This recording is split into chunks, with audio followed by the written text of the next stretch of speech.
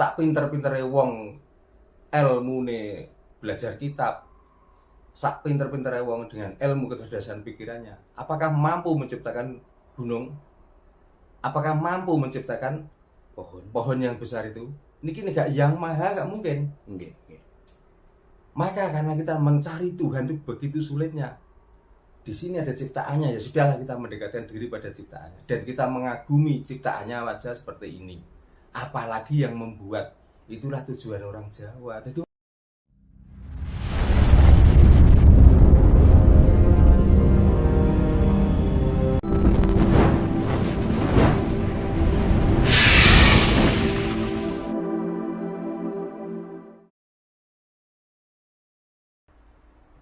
nah ini yang perlu dipertanyakan malih.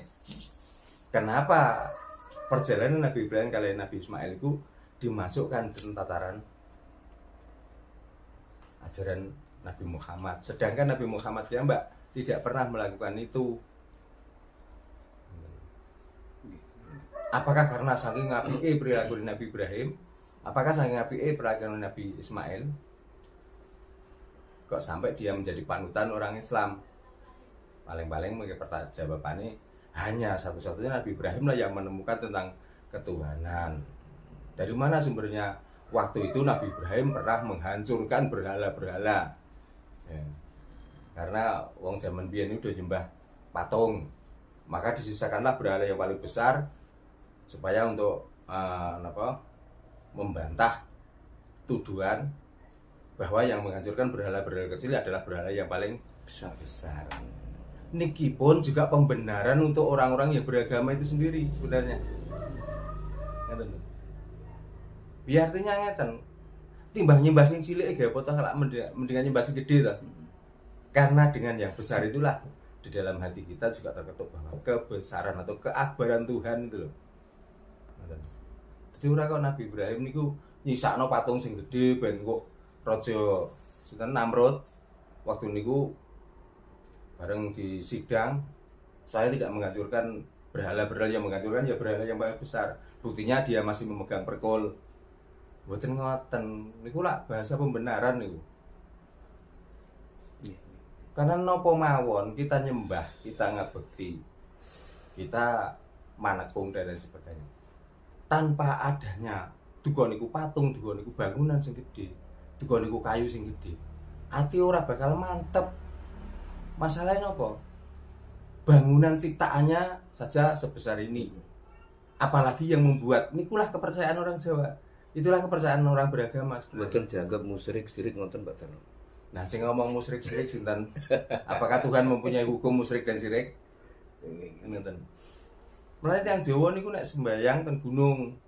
Nek sembayang teng Serut Gede niku sebenarnya bukan nyembah gunung atau batunya, tapi menyembah ciptaannya ini loh. Ciptaannya we mengagumkan sebegini besarnya. Nggih.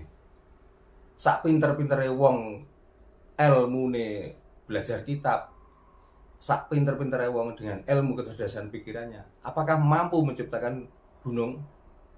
Apakah mampu menciptakan pohon yang besar itu?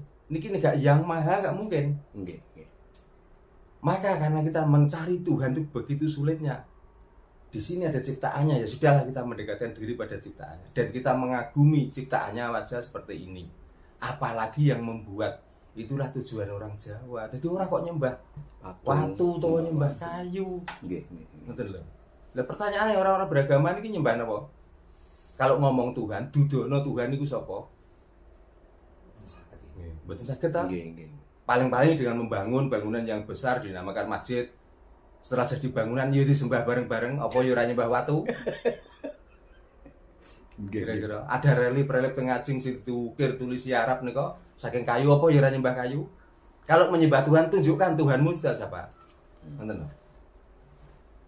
Sinten sing wani sampai saat ini ngomong tentang Tuhan itu keberadaannya dan seperti apa Tuhan itu?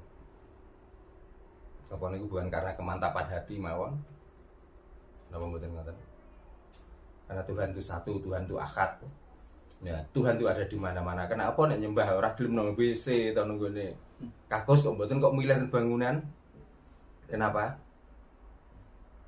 Harus mencari tempat-tempat yang seperti itu, suci. Apakah dengan kesucian itu bukan kesucian kita sendiri? Karena kita itu hakikatnya suci, yang mengotori itu kita sendiri. Ngerti lho? Dewa Pak Darno ngendikan bahwa orang Jawa itu kan punya Ka'bah masing sendiri-sendiri nggih. Berarti intinya bagi orang Jawa tidak perlu nggih berangkat kaji umrah ngoten niku nggih. Lah nek tiyang Jawa katriyen mula ya wis kaji, umrah mboten kenal. Sana kaji adalah tembung TKT siji. Ngabekti ten uripe niku lah tiyang kaji. Lah nek tiyang kaji teng mriku niku hanya mendatangi bangunan.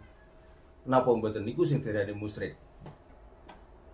Napa malih wani ngeklaim bahwa itu Baitullah. Nah, pikirkan Gusti Allah niku sing maha segalanya, nek omahe cuma ngoten niku Gusti Allah cap napa?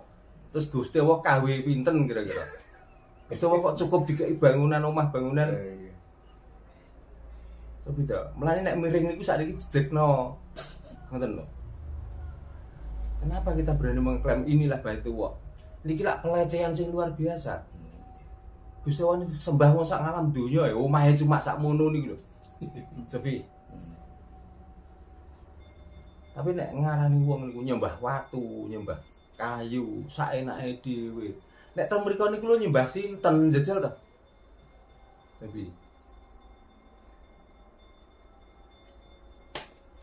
nah ini yang masih menjadi pertanyaan di pikiran saya Pak Darno terkait dengan Ka'bah kan dinamakan Baitullah, berarti kan rumah Allah kan suci Pak Darno. Nah, suci berarti kan bersih. Nah, lambang suci itu kan diidentikan dengan warna putih. Nah, kenapa Ka'bah sebagai Baitullah, rumah Tuhan, rumah Allah, kiswah atau kain penutup Ka'bah itu berwarna hitam? Misteri apa di balik kain hitam itu? Niku lak penyanane menungso, terus niku gaweane menungso to. Nggih. Apakah Ka'bah itu pernah membuat kiswahnya sendiri? Niku kain-kain niku juga buatan manusia kok. Betul. Nah, dibilang suci, dibilang kotor, enggak tergantung sing jenengi to. Nggih. Kalau ditanyakan Tuhan itu suci, apa kira-kira bener Tuhan itu suci? Kira-kira. Pertanyaannya ngeten, sing damel telek ten jero wetenge pitik niku sinten? Wong ngarani telek niku najis, kotor. Napa kira-kira enten mesin sing bisa membuat atau memilah makanan ayam itu sing separuh mlebu darah, separuh mlebu ngene kotoran? Apakah itu bukan buatan Tuhan? Kok Tuhan itu dianggap suci? Nek semuanya alhamdulillahirabbil alamin. Berarti Tuhan itu seru sekalian alam. Lah ten alam niku napa? Ya itulah Tuhan. Jadi termasuk yang suci, termasuk yang najis, termasuk yang kotor. Nikulah Tuhan. Bentuk dari Tuhan itu sendiri. Karena tanpa kehendaknya ora ono apa-apa sebenarnya.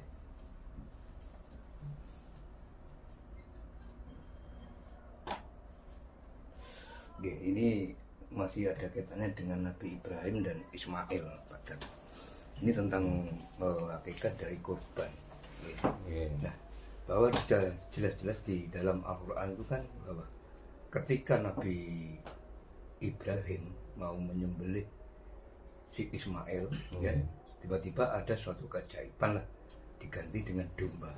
Dan itu sudah jelas di dalam Al-Quran bahwa diganti dengan domba. Nah, padahal menurut kitab sesuatu yang sudah menyimpang dari kitab, yang apa itu yang kitab suci itu pasti dosa besar. Nah, kenapa sekarang dalam prakteknya ketika hari raya kurban justru malah menyembelih sapi? Nah, itu bagaimana Pak Darno? Ternyata sudah menyimpang dari Al-Quran. Mereka keinginane setiap ada kiai atau ulama yang menceritakan tentang niku langsung tangleti mawon. Mesine ngoten, mergo lek wong Jawa niku ora kenal niku. Ngoten lho. Lek wong Jawa niku lak wis kapitayane kawit riyen niku sesuai dengan perjalanan orang Jawa niku terus pundi. Saniki nek diceritani kira-kira wong beragama ceritani Bandung Bondowoso waktu niku mbangun candi 1000 dalam waktu 1 malam kurang 1. Kira-kira orang beragama percaya apa enggak? Tapi kenapa karena kita itu orang Jawa sudah punya pedoman kok dipaksa harus percaya cerita niku? Dan apakah kejadian waktu itu bisa dipertanggungjawabkan? Kan namung peninggalan-peninggalan mawon. Dan itu pun ora ana kata-kata percaya ya karepmu, ora percaya ya ora apa-apa. Kan mboten enten kata-kata niku. Niki kan harus masuk keimanan, ke kepercayaan. Nggih. Kan ngoten. Nah kita percaya niku lak nglampahi, nek orang nglampahi kon percaya berarti kan yo padha mawon kalih. Napa ngoten niku? Bahasane agama kan jelas musyrik. Kan ngoten. Karena Islam sendiri itu sebenarnya bukan ajarannya itu untuk menyembelih hewan, ajarannya bukan untuk ajarannya agama niku ngabekti ten pangeran. Namun